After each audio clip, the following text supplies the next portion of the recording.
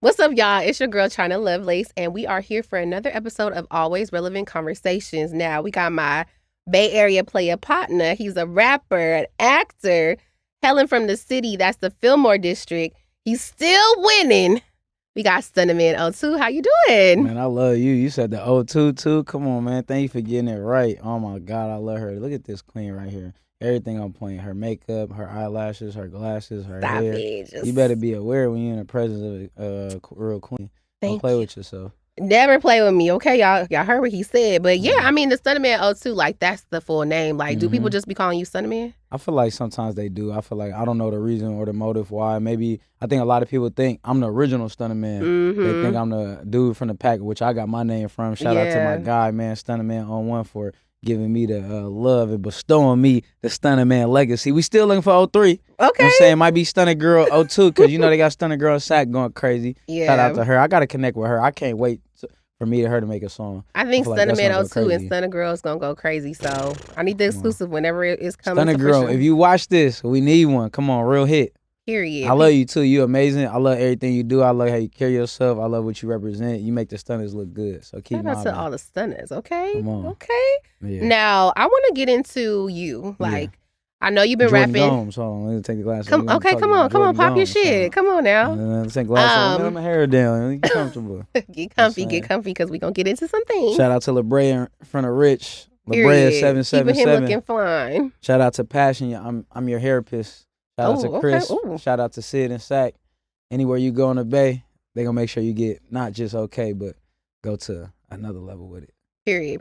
Okay, now we got that out the way.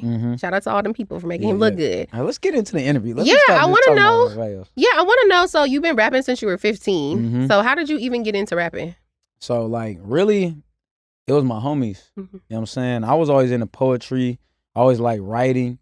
But then as we start being around certain elements and, you know, coming of age, my homies, when we was 13, they'll be rapping on their phone. Yeah.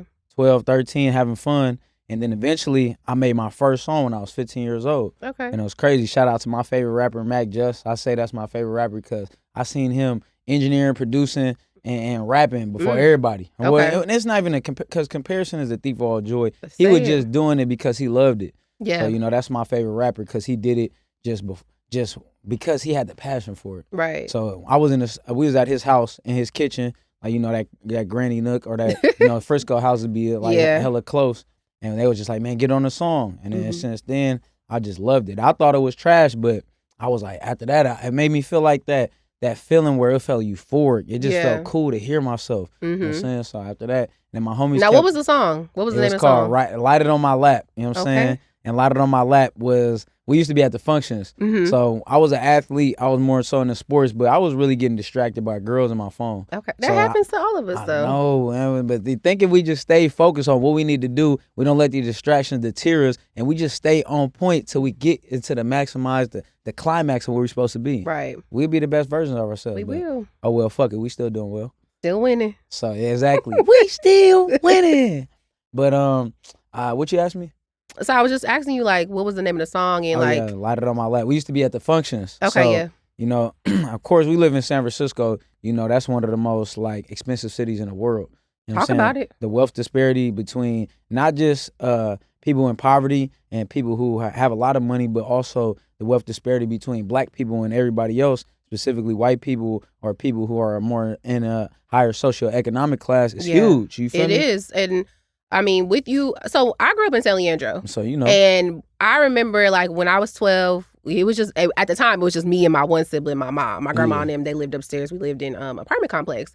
And I remember, like, we were moving to Stockton when I was 12. And I was excited because it was like, we're going to have a house. And I'm in this one-bedroom apartment. Yeah. But, like, just to see, like, that was back in, I was 12. So, like, 2001, 2002, I'm thinking. You was 12 in 2001?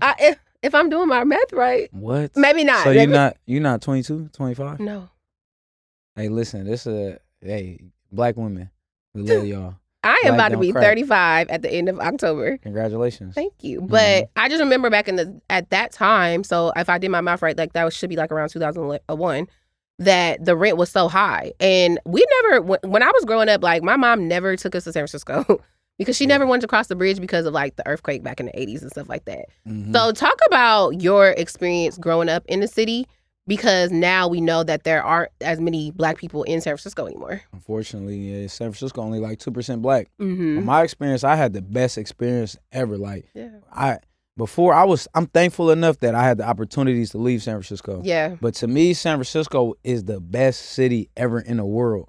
From the weather to the women to the people to experience to. I remember just walking out the house in December and the sun hitting your face, but it's cold, so you gotta have a layer on. So when you walk out, it hits you in your face, pause, and it's like, wow, the cold air feels so good and crisp. You can eat it, and the sun hitting you, it just feels motivating. You feel good, and especially where I'm from, I grew up on Hayden Webster, aka Page Street, aka Fillmore, the Western Addition, you know what I'm saying? And when you go outside, you see people just outside is activity. The only other place I felt like that for real was New York, you know what I'm saying? So like growing up in San Francisco to me is always a nostalgic feeling of euphoria. That feeling of cartoons in the morning where you eat your cereal. That feeling of when you used to be playing with your cousins back in the day. It's just a beautiful feeling. And then people don't know it's 6x7, so everything's stacked on top of each other. So I call it a Rubik's Cube because now Wait. A Rubik's Cube? Yeah. Okay, I guess so I feel like as an adult, I got to experience San Francisco more because one of my friends from college, she used to live in the Mission. Yeah.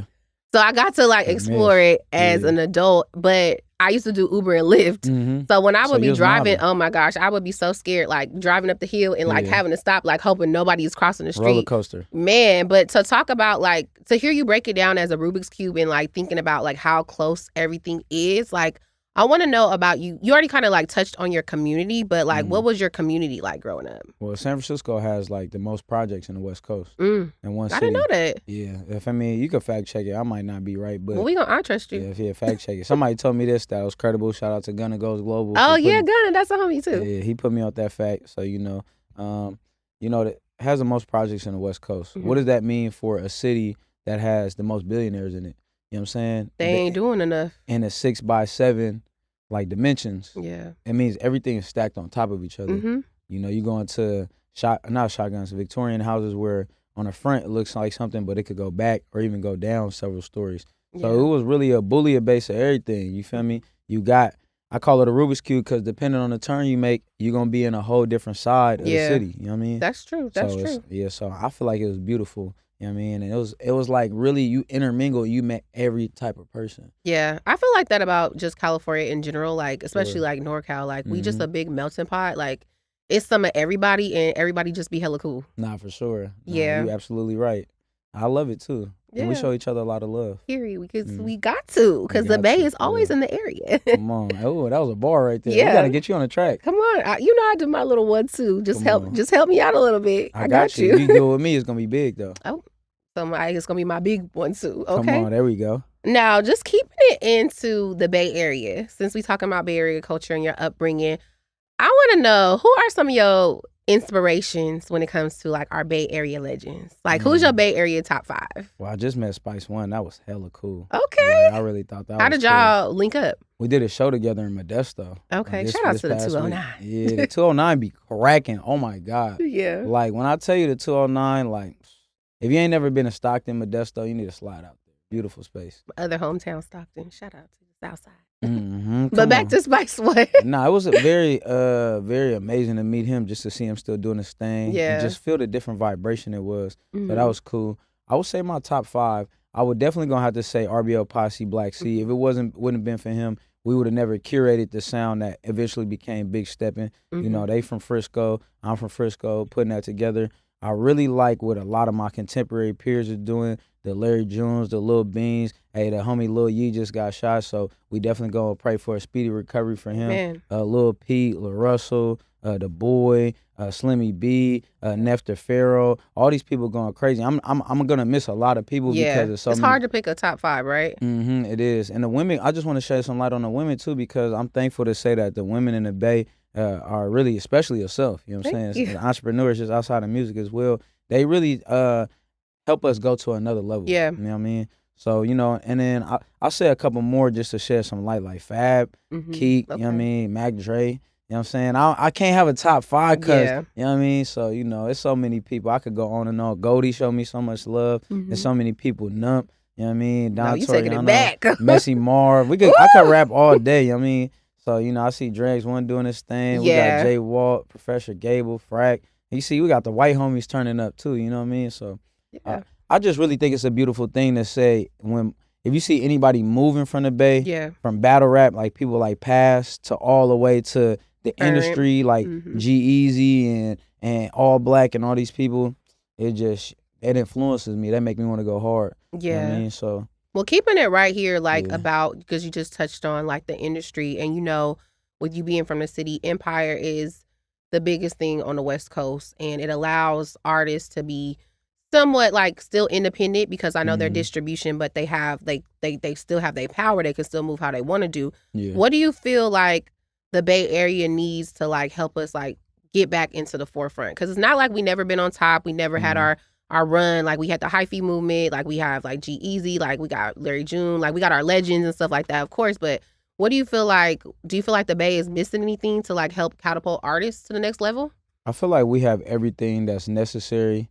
We just need to champion ourselves. Yeah. And we've seen what that looks like through All-Star Weekend. And then we also seen what that looks like through BFC, that's Black Film Collective, coming together to champion film, and also what people like Raphael Casal and the Bayless are doing. And what they're doing is creating spaces to have artists writing camps and just bring in the business side to even work with the legislative to change what's going on. Oh, okay. See, you putting me onto something. Like, course, I didn't know about all this behind the scenes. Yeah, and I'm just I'm on the surface of it because, you know, I want to get more immersed into it. But, you know, I want to have my ear to it because, you know, I love acting a lot. Yeah. And I feel like what the Bay has to do, at least in the entertainment space, is we have to champion our culture the same way these other places that we say are doing so well are doing. When you come to L.A., it's not that, oh, L.A. just get all the love. It's that when you walk to L.A., walk down the street in L.A., you see billboards of stuff like that. We just went to Marathon Burger today. It's a line out the door. And I know it's done intentionally and it looks amazing, but also it's the way that it's done. You know what I'm saying? It's championing it like, man, this is beautiful. Same way. I was about to say my last thing. I'm sorry. Same way Hyphy Burger just opened up. Okay, Shout out Guap Dad. We be thinking the same way. Yeah. As soon as I saw Guap Dad posted, I slid through. I broke whatever diet I was saying I was on and said, I'm finna try this burger. I tried the Burnout Burger with the fries. They had the Stunning Shake. I appreciate that. You know what I'm saying? And oh my God, it was all delicious. Marathon Burger was hitting too. Yeah, me and my mom went to Marathon last night. And so it's so funny. I'm like, we be thinking like, because I was going to say, like, just speaking about Marathon Burger, and I did see that you were at Hyphy Burger, and it's like, I seen a white lady pop on my timeline talking about Hyphy Burger too. So it seems like we do get support and we do champion, but I just feel like we just got to kind of go harder. No, for sure. And also you think, you know, the market is not as big. And then what the Bay has is similar to how New York's setup is. Each city is like a borough. Yeah. So, you know, whereas in L.A., you have your specific cities that stand out, but L.A. is really a county. And then, you feel me, the county is like, oh, we rocking, you know what I'm saying? Yeah. Everybody rep their own thing. Yeah. But I feel like in the Bay, I don't think we missing anything. Now it's just about more people just got to realize that for us, it may be a different path unless we walk down the street to L.A. and try to make something shake or go to New York. And that's okay. Right. We got people that showed us that you can do it that way and win. We got E40, we got Too Short, we got La Russell, we got Mr. Fab, we got all these people. We got me right now making my way and making things popping, you know what I'm saying? So we could do it. All we got to do is keep doing it. Yeah, I feel you on that. And like just speaking on E40, I know that you worked with him before. And so we're going to just go ahead and jump into how I discovered you back in the pandemic, back in 2021. I don't even know how I heard the song. I just heard it on Instagram, Big Steppin'. And I just want to know, how did you and Quake Beats come up with the song, the concept, and the dance? Because it just took over. Like, it's still one of my favorite songs I love you. You're amazing. Thank you. I like your nails, too. Thank you. Well, sound-wise, Quake is a genius. So in terms of that, it was creating a sound over some years that became that. Okay. I knew I wanted to step into a genre called conscious mob music. Okay. And mob music is the music E40 made. Okay. When me and Quake start working, he was just saving the vocal chains. And then eventually we built that sound. We kind of kept remaking the same song until it became Big Steppin'. Okay. And we stumbled upon how to make a timeless song, which is you take nostalgic or the past. That's why that's a sample. No, I didn't know it was a sample. No, not that. Okay, I was about to say I didn't know that was a sample because I listened to it. I'm like, I did not hear that. But we were inspired by RBL Posse. Okay, who is from Harbor Road, same place where Larry June, Llama Llama, Prezi, these people are from. And we were inspired by that specific sound. Yeah. And we just took that nostalgic sound, which could also, if you're trying to make a timeless song, be a sample. Yeah. And we brought that to a contemporary time. That's why, like, when somebody got a hit, they might be a sample on it. Mm-hmm. It's because we already familiar. Yeah. So we brought that to a contemporary time, and that creates the future. So sonically, that's where we was at in a space with it. And then in terms of the dance, that's something I have been doing since I was like 13 years old. Okay. Feel me? When I was 11, I moved from Fillmore to Hunters Point. And then when in Fillmore, it's more so like you was hitting something called the Swabish Patch. Okay. 800 folks was hitting this. See, I'm learning something new today. Yeah, you know what I'm saying? So I think Stupid he used to rock with Mac Dre and them. Okay. He was hitting something called the Swabish Patch or the Savage Patch. Mm-hmm. You know what I'm saying? And then I saw that. And then when I was in Hunters Point, they used to dance on their tippy toes. Yeah. And I just thought that was so clean because, we come from function culture. Mm-hmm. It's like dancing with the opposite sex, you know what I'm saying? Exactly, But it's like when you work in buns, you got to have your smoothness about it. Right. So I just put that all together and I just started doing this dance that at first, it never felt goofy. It just always felt fun. It flows with the song. Yeah. And then like when you look at the videos and the visuals that you made with it, like you just... Just, I'm Big Steppin'. Like you can't fuck with me. Exactly. Yeah. We're gonna come with some new dances soon too. Okay. I've been doing some choreography, so I want to keep that. Right now, that's currently the 13th biggest song in Bay Area history. Really? I want to make sure we keep pushing that and take it to number one. How does that feel? Like let's sit in that for a moment. Like the 13th biggest song in Bay Area history. Okay, deep breath. I had to enjoy that. Yes, because that's major when you think about the history of the Bay, the different generations. Like that song is legendary. Mm-hmm. Like how does that make you feel? I'm so grateful. It makes me feel like I'm thankful that I never quit all the times I wanted to quit before that. It makes me feel thankful that I still can get up every day and go do what I love, despite what's going on in my personal life. And when I realized that everything if I think is bad, it's never really too bad. And then when I look at it, I'm like, wow, my life is really phenomenal. So it's a constant reminder of gratitude. And that's why every time the song comes on, people are like, you get tired of that? I'm like, hell nah. I want to perform that. I want that to be the song I come out to. Yeah. That's how many hits and how much great music I got and I give to the people, you know what I mean? So. Yeah, and speaking of great music, like just keeping it right here, like this song is a dope ass song because it's history, but also I know that it became the anthem for the 49ers. Oh yeah, that was So dope. talk about how that collaboration even came to pass. Man, I thought they was scamming us. Somebody tapped in with us and was like, yo, we wanna get this popping. I think it was DJ Midnight. And at first we was like, we looked away from it. And then the Niners reached back out. And when we found out it was official, I had to get the hook done that day. Oh. And then from there we had to get the hook done to make sure it was done for Saturday night football that happened during the preseason that year. Mm-hmm. And then from there we just kept building the song out and got it to them right away, and they ran with it. You know what I'm saying? And now it might not be the official anthem, but I feel like it's something still that the people resonate with. Right. And for me, like what I like, as much as like I like to get the bread from the industry, as much as I don't mind dealing with, and as much as I'm capable of performing on that level, what I really like to do is I like to make stuff that the people really love and enjoy, that you're going to hear in your cars, that you're going to walk around, something I could be proud of, you know what I'm saying? So I'm happy the people still rock with it. Yeah, they still rocking with it. And like just, you touched on like being like conscious and eat a salad. Yeah, for sure. Eat a salad. Get your diet balanced. Come on, man. So talk about that because I think something that stuck out to me was, and I know that you are very much into the community, but you touched on like a food desert. And we know that's in a lot of like the hood. We're going to pause for the calls. Yeah, that was my reminder to eat a salad. Yes. Keep going. But no, and you're just doing a great job. Thank This is one of my favorite interviews of all time. Thank you. So effortless. It's so much, like, you flattering me too much. You just great. Thank you. But no, like, eat a salad. Like, I seen it going viral. You know, I'm always supporting. I'm going to repost it. Just because I'm just like, it's different, it's catchy, and it's like, well, damn, I'm trying to unbig my back. I do need to eat a damn salad. So, just how did you even come up with that idea? Shout out to Ashante from Millhouse. You look great, by the way. You know what I'm saying? So I'm happy you still want to push yourself to be better. I want to be better. Get this poop out the way. You could do it. You could do anything. I believe in you. But Ashante Millhouse tapped in with me with an opportunity. We stayed persistent with it. And once the opportunity was solidified that I'd be going to On the Radar in New York, I just was sitting and thinking like, and watching On the Radars, and I was just like, man, do I want to get on here and just show people I could rap, or do I want to get on here and try to actually make a genuine change? Yeah. And the first thing I was thinking about was like, what do I need to hear? I had just torn my Achilles. I had got slightly out of shape. So when you see the video, some people might be like, I was kind of heavier, which I don't mind. I like my body regardless. So I don't give a fuck.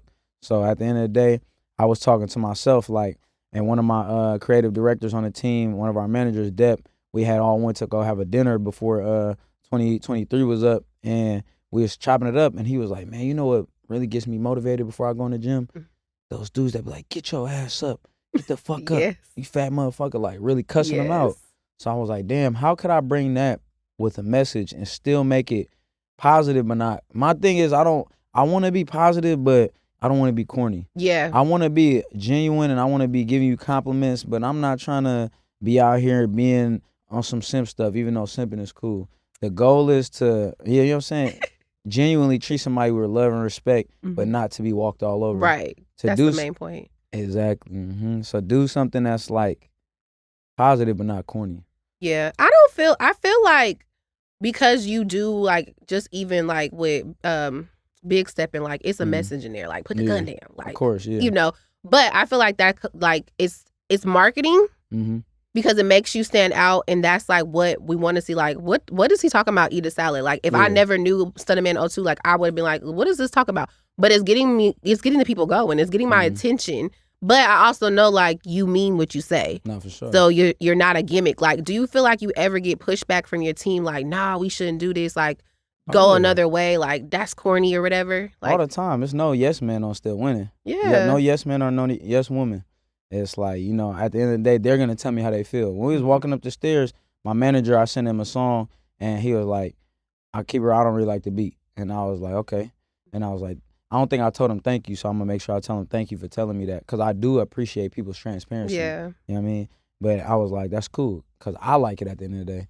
And also, as sometimes, when I learn in life, as stubborn as I am, you know, sometimes you do have to be open to suggestions. Yeah. You got to be open to pivots. Eat a Salad was one of those things where I kind of didn't tell nobody I was going to do that. Oh, for real? You feel me? Okay. I didn't tell nobody until it was already polished. So other than my ex at the time, shout out to her for helping me come up with the end of the song, the EATASALAD. She was probably like one of the few people I told what I was going to do with that, and the producers, because they went to New York. Shout out to Taheen. Shout out to Cam. I always got a shout out. And shout out to West Coast. He didn't come with us, but you know, yeah, of course. I feel like that's the only way you going to really go to the top. You could go to the top two ways, and I'm going to just keep it from what I've seen. Drop some gems. Yeah, I don't know everything, but this one I've seen. You can go to the top by having just a devout stubbornness to, I'm going to do what I'm going to do, and I'm going to make it work, i.e. Kanye West. Yeah. You know what I'm saying? Or you could have the part where it's like, you know, I don't want to completely ostracize the opinions of those around me, and I want to also grow as a person as well. So, you know, I feel like if you want to go the introspective way, then you take that way where if somebody tells you something, you know, you don't have to take it all in, but at least listen to it, because they might have something valuable to say. Right. You know what I mean? If you got a high self-efficacy, that means you believe in yourself, you think highly of yourself. Even if somebody throws you shit, you could still turn it into manure. I feel you. That was a bar. That was a bar. Now, I want to talk about, we're going to keep it on the music, because you just have a lot of good songs, and you just always drop in, like, when I went back and looked at Spotify, like, I seen 2019 to now, like, you just back to back to back. Come on. But we got to get into the Wayans. Okay. The Wayans featuring C5. Oh, damn. I didn't Nick Cannon, just shout out to Nick Cannon for reposting it. Love you, Nick Cannon. So it seemed like, again, everything that you do is intentional. Like, these are people that you obviously look up to, I'm assuming. Yeah, for sure. Okay, I'm on point. Of course. But what made you and C5 get together and just put that song out? Because I know he did the song for Taraji. Yeah. That went viral, just uplifting her in a time when, she's talking about Black women not getting paid their equal rights. So talking about the Wayans family, they just got the NAACP award for just, everything they've done for Black culture. So how easy was it to come up with like just giving them their flowers? Oh man, it's a sign from God. C5, he already been running with it. He already cleared the path. He already went the uncharted territory to figure out that was the right way to go. And then he called. We had literally, it was like just signs. You got to follow the signs. Yeah. We had a phone call. I think Marlon Wayans had that interview with Shannon Sharp. And then after that interview, I was telling him how much I loved the Wayans. He's like, for real? And I was like, yeah, bro, they did this, they did that. And then he was like, bro, I think we should make a song about them. Yeah. And then the next day, he went to go have a meeting, and he called me. I was in the studio with Tia No More, Say Giota, and the homie Af. And when I was in the studio, he's like, bro, call me when you leave the studio. And he was like, the place he was in, he would say, man, I almost got brought to tears because I just left a meeting with these two brothers we was working with that actually executive produced the visual for the Wayans. Shout out to them, man. Some amazing brothers. So, but they, he was like, man, they just said, it's a tribute you should do next is the Wayans. Oh, wow. So everything just lined up. So as soon as I heard that, I think that would happen on Friday. Tuesday, I drove out there, or maybe less than a week, I drove out there to LA. And it's crazy. This how you can't let nothing stop you.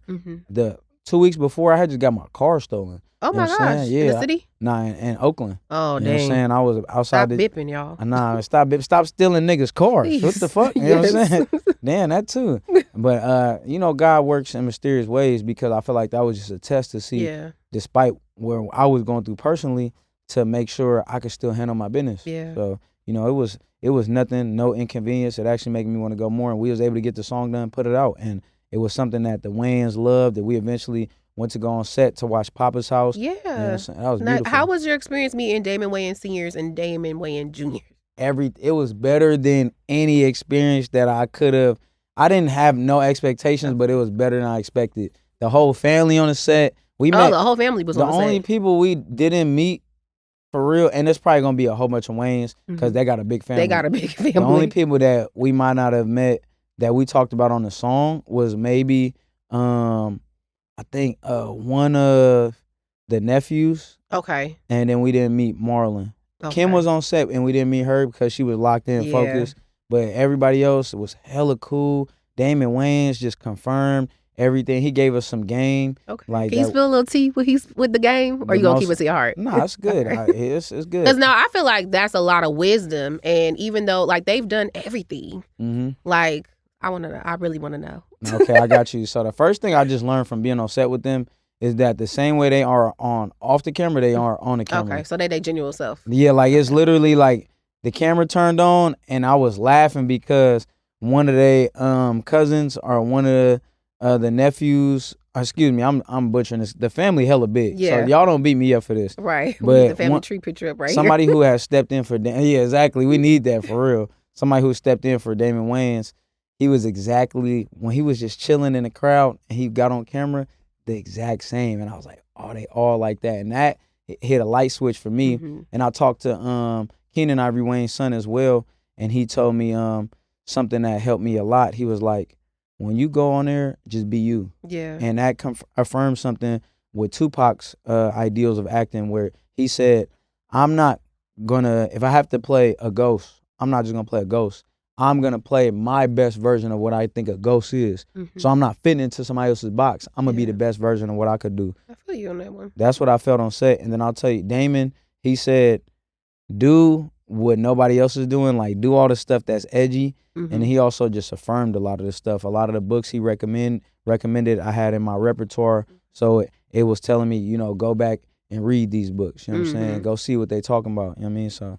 Yeah. But it just affirmed that we was at the right place, right time, right spirit, right mind. Yeah. That's why you got to keep God in your life. Yeah, come on. You should have came with us. Where was my invite? Next time. Okay. We almost there. We almost there. We right there. We I'm right down there. the street. Like, let me, we a couple more where I could be like, China, come on. You know what I'm saying? Come in. Yeah. Now, I just think that the authenticity is what shines the most. Like, you're very educated and very intelligent. You got the bars. But I think, like, you're just very yourself. Like, you're very authentic. Like, you're not afraid to try something new. So it just makes me happy because, I fuck with you. We've been friends for a while now. And just, like, to hear, like, just the trajectory and then, like, somebody else pouring back into you, like, to get that confirmation. For real. Yeah. I'm thankful. Thank you for that. That was beautiful. No problem. No problem. Now, shout out to all the squares out there.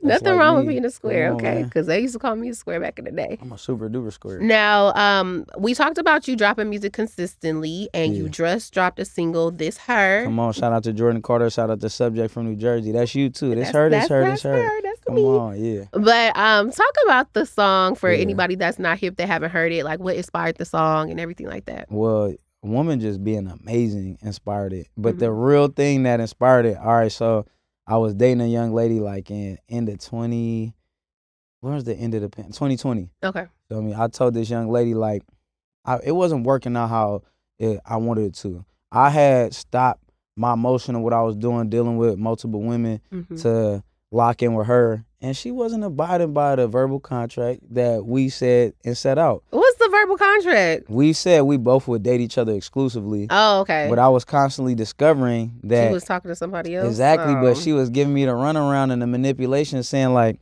"Oh, I can't have you. You can't have me the way." I was like, "So if I go date other women, what's gonna happen?" She's like, "You basically can't have me the way that you want. You have me right now." And I'm like, "What does that mean?" I don't know. He's playing mind games with you. It is what it is. She was a beautiful chocolate woman from Oakland, so I definitely got seduced. And shout out to her for utilizing her vernacular and articulation to get me the way she had me. But I had came to an epiphany, and then I said, you know what, as much as I love you and I rock with you heavy, I do feel strength and I feel alignment in being transparent about wanting to deal with multiple women. Yeah. And I feel like I don't want to fight this urge or deny it and be cheating on you. Well, it's not technically cheating because we're not together. Yeah, because y'all was just exclusively dating. But exactly. So, I was like, man, all these, this, and that, let's move out the way. Look, I like you. I like other women. I'm going to date you. I'm going to date other women. You either going to fuck with me or not. So that's what it was. And then we was having a conversation. She was like, I want to see what she looked like. So I was like, so I had to pull out my This Her picture. Oh, not that This Her. Okay, it makes sense. So when I put out my This Her picture, it was my ex-girlfriend. You know what I'm saying? So, and then the song is very interesting because my ex-girlfriend now is on the intro of the song. And she's saying like, oh, did you see this bitch Stunna fucking with? Stunna just got a new bitch. We did not plan that at all. So I thought it was a skit when I first heard it, but it's real life. Okay. Yeah, we didn't plan it out that way, and I think my ex is an amazing person. I wish her nothing but the best. Shout out to your ex. Yeah, she the truth. I love her. Hopefully one day we could really be the best of friends. Yeah. You know what I'm saying? But I want nothing for the best from her. Anybody that's not in my life, you know what I'm saying? Yeah. You know what I'm saying? But I'm thankful for her doing that. And then Jordan Carter so gracefully jumped on it and slid on it. She went stupid.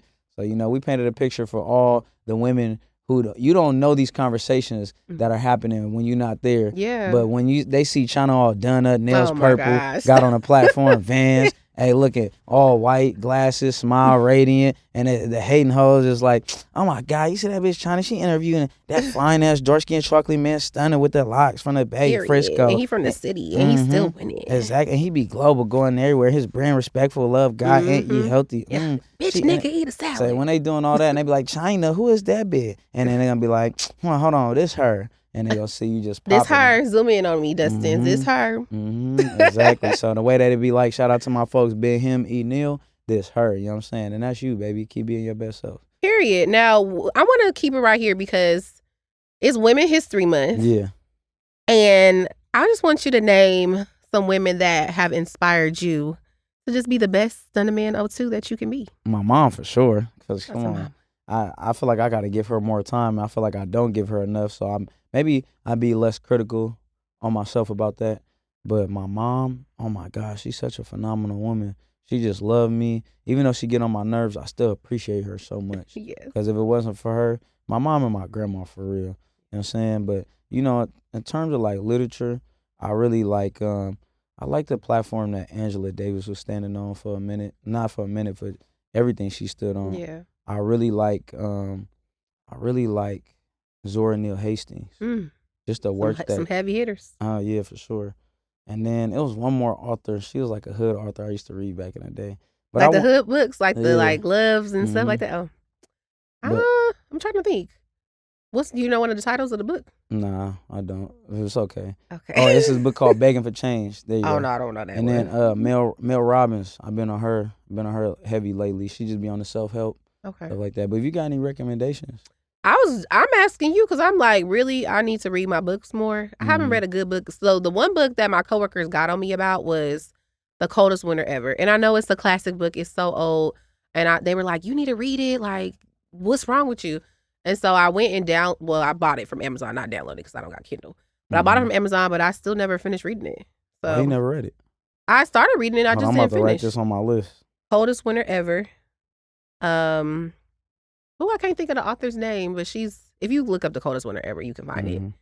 Also, I got her name wrong. It was Zora Neale Hastings. I want to make sure I said that right. But respect on her. You got to. Coldest woman. Sister Soldier is her name. There we go. I couldn't think of it. I knew you was going to get it right. And you know what? I met her in the city. She had a book signing because there's a couple sequence to like The Coldest Winter Ever. Like there's one with Midnight. And so I had went and got it for me and my grandma, and she signed the books and stuff like that. So it was pretty cool. But I'm a crack open that book and hold me to it so I can be like, Stunnaman02, I finished reading it. Because I do need to read, I'm going to text you right now like, hey, China, you need to finish reading this dang book. You know what? Now, you're not just a rapper. You be acting too. Oh, thank you. And we talked a lot about San Francisco, and I would be remiss if I didn't ask you about your experience being in Last Black Man in San Francisco that dropped in 2019 that has Jonathan Majors as one of the co-stars. So how was your experience in that film? Changed my life. It let me know that this thing that people been telling me my whole life I should go do, that they weren't wrong about it. Yeah. And sometimes I feel like we got imposter syndrome. Oh my gosh, talk about it, because I be dealing with it all the time. I don't know why you great. You know what I'm saying? I'm great, but sometimes I be like, what they gonna say if I post this? But it's not about me, it's about you. Exactly. Nah, it's about us. We still winning. Yes. But that film was just very affirming for it to be in San Francisco, written by the homies Jimmy and Joe, and it just affirmed my manifestations that I had put into the world. It let me know that when you at your lowest, you could go up. I had dropped out of I dropped out of school in Loyola in New Orleans, and I came back home, and I didn't know what I wanted to do in my life, and I sat down and I wrote, this is what I want to do. I want to act, I want to rap. And in the midst of me rapping, I found this opportunity. So it was life-changing. I ended up quitting my job shortly after. I recommend nobody does that. Really? Yeah, because I did it impulsively. I did it, I had just went to London. No, I just went to Switzerland and Paris. We went out there with no money. We had to fundraise for the money.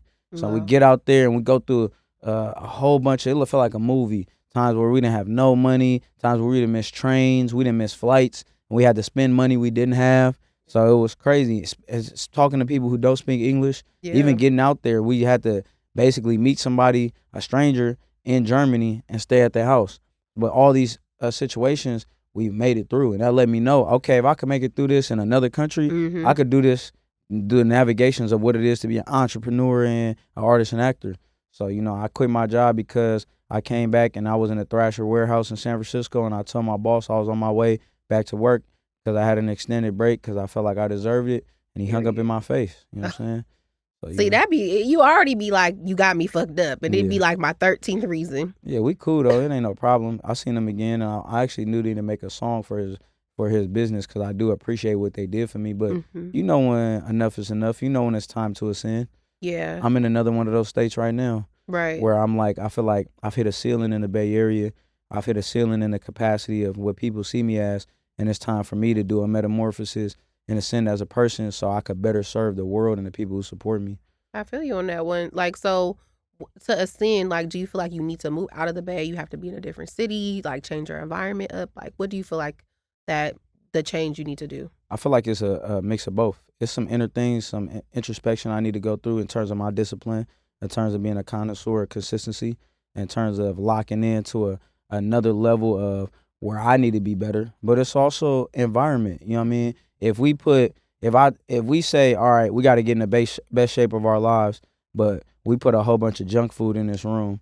Now, how far are we gonna go if we put junk food in this room and healthy food versus if we just put healthy food in here? Yeah. You know what I'm saying? So, you know, for me, the push out of my comfort zone is within the duality of knowing where I need to get better and where I'm good at, but also saying, Stunna, you need to go to LA, you need to go to Atlanta, you need to go to New York, you need to go to these places that are a bigger market. So people who, you know, you done seen everybody over here, go out here, step out your comfort zone so you could tap in with the people who you don't know love you. Yeah. And plant those seeds. Yeah, because like I moved out to LA in the pandemic. Like when I moved back to California in 2015, I always wanted to move to LA. I always wanted to be in the media industry, but I was scared. And that's where the imposter syndrome came in. Like, oh, it's everybody want to be on camera. Everybody want to do this. Like, so I'm trying to like, they not going to do it the way I do it. And I'm like, I wish I would have moved out here when I first moved back to LA. Like, I feel like I would have had much more connections. But I think like you already lived outside of the Bay. Like you living in Louisiana.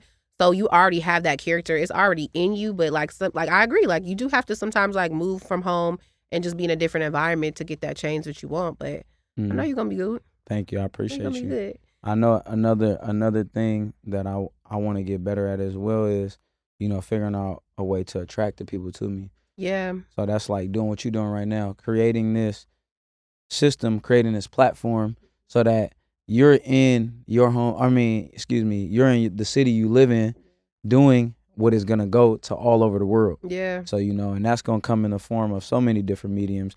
Podcasting is going to come in the form of acting, of course, the music, and just come in unique ways. So if you got any suggestions, I will definitely let it pick your brain. Yeah, we can definitely chat. We can chat off camera. I don't want to give all my tea, but I got, I got some stuff for you. You a genius. I already know. Thank you.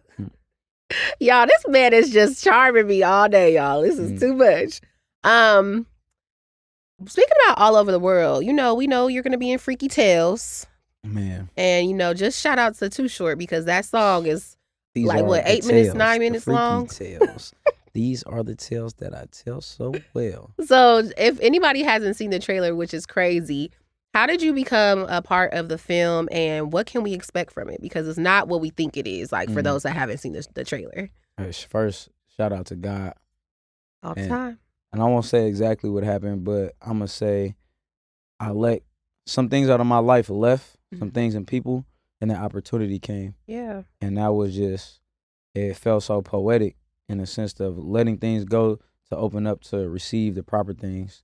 And then I just negotiated. They asked me to go show Normani and Dominique Thorne around Oakland. I told them I was from the city, but I would love to do it. Yeah. And then I said, if y'all could pay me to do it, I'll be honored to do it. And also just offer me an audition for the movie. And once they did that, you feel me? I became Lenny G and I got the role. And then what's your second question? I forgot. Oh, no. What can we expect from the film? Because just telling people if they haven't seen the trailer, because it's very intense. When I first heard about Freaky Tales, I was thinking it was like going to be a Too Short biopic. But he's narrating the film, but it's nothing from what I imagined when I first heard about the movie coming out. Yeah, Simba did a great job. Yeah, shout out to Simba because he's playing Too Short. Yep, he did a great job. They represented the Bay Area very well. They did it on a scale to where it's in the Bay, but it's one of those films to be like, damn, what city are they in? Yeah. I love those films because, oh yeah, we know you in Tokyo, but it's cool to be like, wow, it looks so larger than life that you feel like it's not real. And that was what the film felt like. It was a mix of Kill Bill and Pulp Fiction from a Bay Area perspective. And when you watch the film, I feel like we really it did the Bay Area justice on another level. So shout out to Ryan Fleck and Anna Bolden. I'm appreciative of that opportunity. And it was dope working with people like Normani and Dominique Thorne, meeting Pedro Pascal, Jay Ellis, meeting so many different people that would just show love. You know what I'm saying? Just showed a lot of love. So yeah. Is there anything that you got to learn from any of the actors and artists that you mentioned? Just because they have been like in, you know, some major projects like Jay Ellis, we know him from Insecure, Normani, and Dominique Thorne, I know she was in Black Panther. So just a lot of confirmation. Yeah. That was like the confirmation set. It was like where, you know, when Dan Rue, he from Louisiana, he used to do the dancing.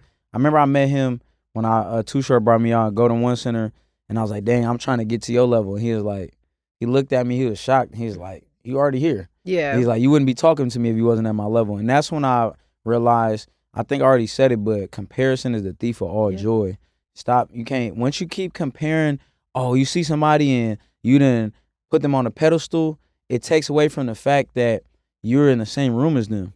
So you got to give yourself that credit. You got to get that realization that God working for you. Yeah. And that was the confirmation set, as well as that they are all learning. They're always learning. Pedro Pascal was like, yeah, you know, I was like, man, you're a dope actor. And he's like, I was like, can you teach me how to get better? And he's like, oh yeah, I'm trying to learn still too. Mm-hmm. You know what I mean? And that's all the energy that they had. It was, nobody on set was like, oh, I'm just this. Mm-hmm. It was always, wow, I'm thankful to be around you. I'm learning from you.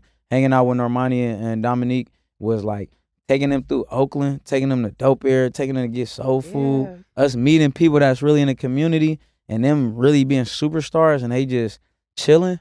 Like, it was dope. Like, it was hella beautiful. It let me know, like, you can, of course, when you go to a certain level in your life, you have to move a certain way. Of course. But it let me know that you can still be a genuine, authentic person and navigate this industry that at sometimes is very cutthroat. Oh my gosh. And sometimes, sometimes you're not moving with a moral compass. Not you, but like you people talking about, I feel you. Well, I think that it's great that when you do meet people like online, because our first interaction was online and then we finally met in LA and now we're talking again. Yeah. But we always are like connected through social media. But I think it's always great like when people have that moral compass, you meet them and they're who they present themselves to be online, because, you know, like they always say don't meet your heroes because they'll let you down. But it just seems like everything that I've heard from you from our conversation today, like the people that you surround yourself with and everybody that you come in contact with, y'all all are in the same alignment. Like y'all all have that same wavelength energy and they're pouring into you like you pouring into them. I mean, that was beautiful that you had that observation. And I'm happy that you see that now, because it wasn't like that. I had to go through the very torturous situations of cutting people off. I had to go through the pain of having the realization that these people, this person that I love, they're not going to be with me in this vision that I'm seeing for myself. And that was probably the hardest part. And once Nipsey, he said, everybody say he got this poise because he done been through every emotion when it come through this. And I feel like I was like, one of the things I request and I ask from God is, I definitely want that wisdom. I want that discipline and consistency. But another thing is that poise. And when we ask God for something, I feel like, at least me, I think we just supposed to get it. Like, you know, like, what you supposed I need my husband tomorrow, God. You're supposed to wake up with what you asked for, right? We don't realize that, you know, the same way the caterpillar asks to be a butterfly, we don't realize what's happening in that cocoon. Yeah. I asked to be disciplined. I didn't know, Crumble finna drop my favorite flavors. Yes. I asked you to help me have poise. I didn't know you were gonna put me in situations that would challenge my emotional intelligence. So it's a very for you to say that really made me feel extremely jubilant. You know what I'm saying? Thank you. Because it let me know, like, at least outside looking in, I got a grip on handling, you know, all right, everything is smooth. Yeah. Because it is. It's beautiful. It's beautiful. It's smooth. Mm-hmm. And we still winning. Exactly. We still winning. Period. Come on. Now, I want to be mindful of your time because we could be in here talking forever. We got to do part 2. We got to do a part 2. After the movie, after I ascend to another level in terms of what I'm doing on a superficial and perceptional level, I think we got to do that. But, you know, if you want to just talk, just us, chop it up, as long as you got time, I got time. They can be on the phone in person. We could lock in. Period. And I know you got an album coming soon, so we're going to definitely have to talk because you was going to try to slide out of here and not say nothing about it. Yeah, we've been dropping the singles. Thank you for saying that. I appreciate that. I paid her to say that off camera. No, he did not. I know what's going on. Yeah, so one of the things I feel like I've been doing as an independent artist and figuring out how to put music out, I didn't want my bodies of work to fall on deaf ears. Yeah. One thing I noticed that my fans connect with is singles, and a method that we've been using is waterfalling. We're doing it at a rapid rate. I've been basically dropping a song every week so that it turns into eventually going to be a project, and then taking these songs that you got introduced to as a single and then as a compilation to be put sonically on a project that coincides with how they sound. So if it's a melodic song, you're going to hear that on a melodic project. If it's turned up, you're going to get that turned up project. But what I'm doing right now is I want to make sure I cultivate the proper fan base to where when I'm dropping, even if I don't promote, I could do a Kendrick or Beyonce. And it's like, you know what I mean? So, you know, just working towards that. But the album is definitely, we got some variations of some different messages. Okay. Any features we can look out for? Who you want to hear on it?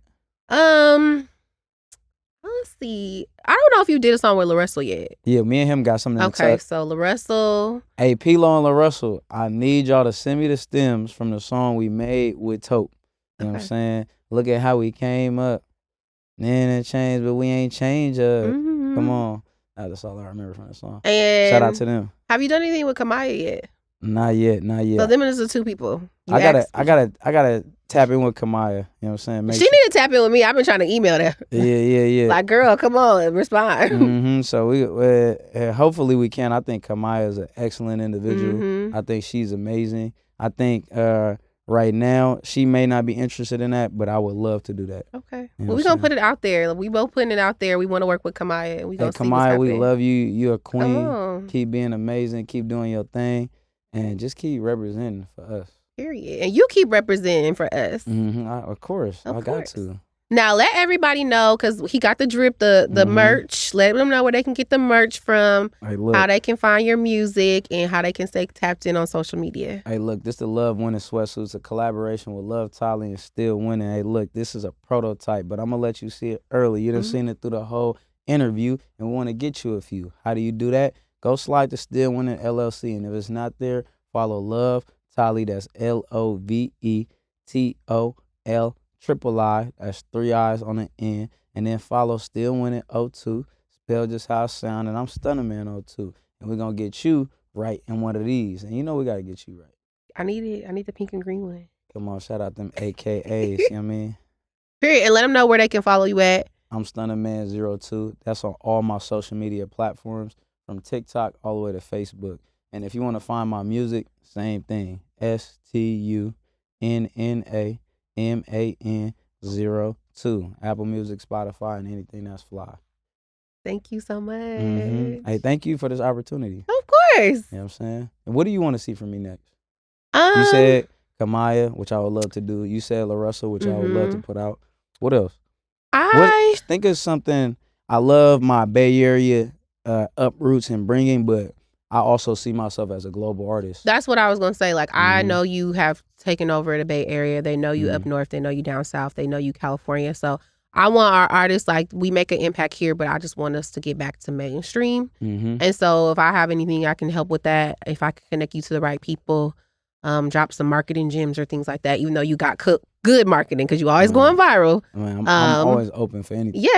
So definitely, I just want our people to get back, like, to mainstream, because I know we have so much talent here, and the rest of the world needs to be impacted by it. Okay, well, I'm gonna keep my ears open, because I want to know everything you say I should do. Okay. And I'm ready to take it there, especially the demographic we want to reach. We really want to lock in with the women and the children. Okay. You know what I'm saying? They support us a lot. We love them. Shout out to the fellas and shout out to every other demographic. We definitely going to service y'all. But if you got any suggestions for that, and if you watch this interview, man, drop that in the comments, man. Leave a comment. Come on. I want to let it be known that Stunnaman02 does not have any beefs with anybody. Stunnaman02 loves everybody. And if there's a person that may be talking badly about Stunnaman02 or this beautiful Queen China right here, let it be known that that's a one-sided rivalry. And they need to go do some introspection within themselves, because over here, we live in a very wealthy, beautiful, Black excellence. Period. You know what I'm saying? And that's how we end in the show. Thank y'all for tuning in. Bye, y'all. We still China. We still with it. Hey, that was good.